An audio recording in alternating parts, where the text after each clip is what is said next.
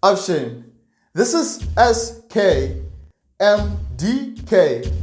back with another video. So Samsung just released the One UI 3.1 update of the Samsung Galaxy Z Fold2 5G, bringing some features of the S21 series to the Fold 2.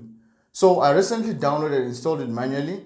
So in this video, I'll show you my first impressions after updating, show you some of the features, and then finally my opinion on the update. Let's get right into this.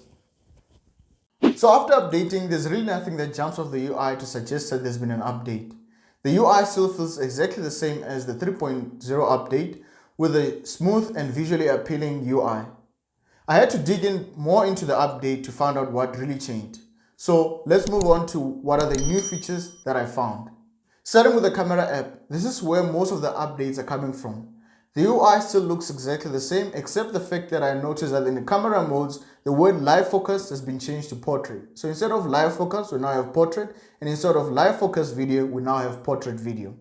Also now, when you're in video mode, you can now change the video resolution and frame rate within the UI without having to go into the settings to change the setting. The single take feature, which takes a variety of still and video formats, has now been improved, taking improvements from the S21 series. Now there's options to select the type of pictures you want to take. Options from filtered photos, filtered videos, speed effect clips, etc. The improvements really here are on the AI. Now meaning that you can take more beautiful memories with the new single take feature. Here's a sample of one that I took.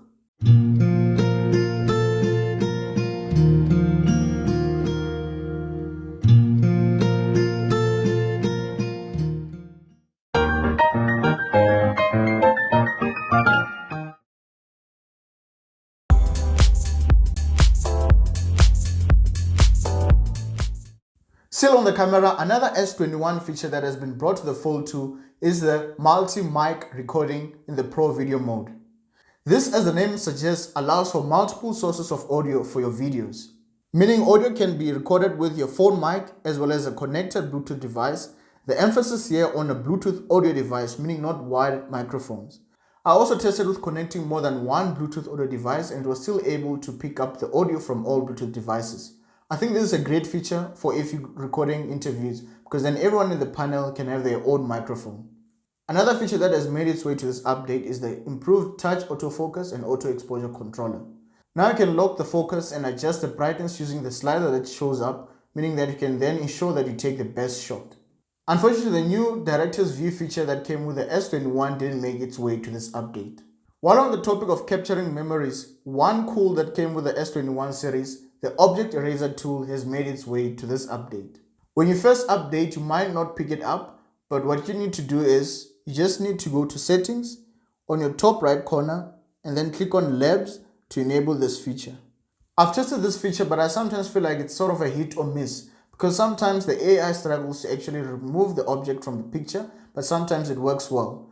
But all around, still a great addition to the update.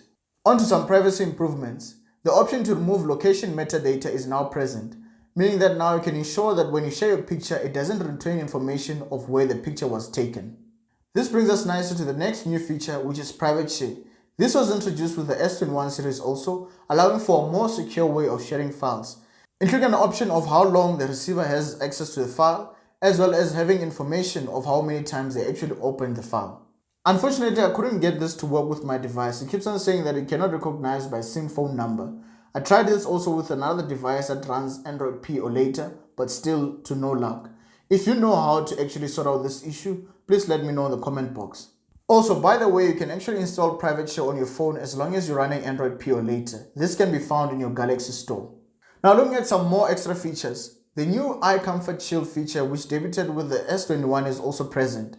However, this is really the same as the blue light feature, which already was in the previous update. You can see this on the drop-down settings. The improvement being that it now has an adaptive setting, meaning that now it adjusts optimally based on the time of the day, with minor changes during the day and more warm colors at night. In terms of customizing, you can now select from the whole color spectrum the color that you want for a unique folder, giving you the option to play with colors as you please, including extra options of the color saturation as well as the opacity. While on the point of customizing, in the clock app, there's now a feature to allow you to set the bedtime alarm So an alarm for when you go to sleep and also when you to wake up. An extra minor change is the ability to control the call and notification vibration separately, meaning you can set it to be different. This is helpful if you like vibration alerts, because then you can immediately know if it's a call or just a notification. Another cool extra feature which Samsung advertised as seamless continuity in their Unpacked event is the ability to continue an app on other One UI 3.1 devices. For now, only on the Samsung Internet and Samsung Notes app. What I think is even more cool is the ability to copy from one device and then paste on another device. Unfortunately, I only have one UI 3.1 device, so I couldn't test this, but this is present in the advanced features section. There's now also an additional feature called video brightness. This really just to automatically increase the brightness of your device when watching videos to make the colors more vibrant. You can either set this to normal or bright. There's also the 360 audio as well as the auto switch feature added. However, this only works with the Galaxy Buds Live as well as the Galaxy Buds Plus. Unfortunately, I don't have either of these devices to test it, but I know this is now present according to Samsung. Now that was it for the new features that I found. My opinion on the update is the fact that I'm happy that Samsung has now improved their commitment on updating all the devices. I think this is great. Now this update being only a bump from 3.0 to 3.1, it makes sense that there's minimal changes. However, I'm still grateful for the update. My only disappointment is that Samsung didn't include the Google Discover that came with the S21 series. This means that we still only have Samsung free when you swipe on your left of the device. Now that was it for the video. If you liked the video, please click on the like button. And if you haven't subscribed yet, please consider subscribing for more similar videos. Thanks for those who already subscribed. This really goes a long way to supporting me. I really appreciate it. Also, if you'd like to know how I manually update my Galaxy Z Fold2 5G, please let me know in the comment box. This is only for the model number SMF916B, so that I can show you how to do it. However, this is indeed an official firmware.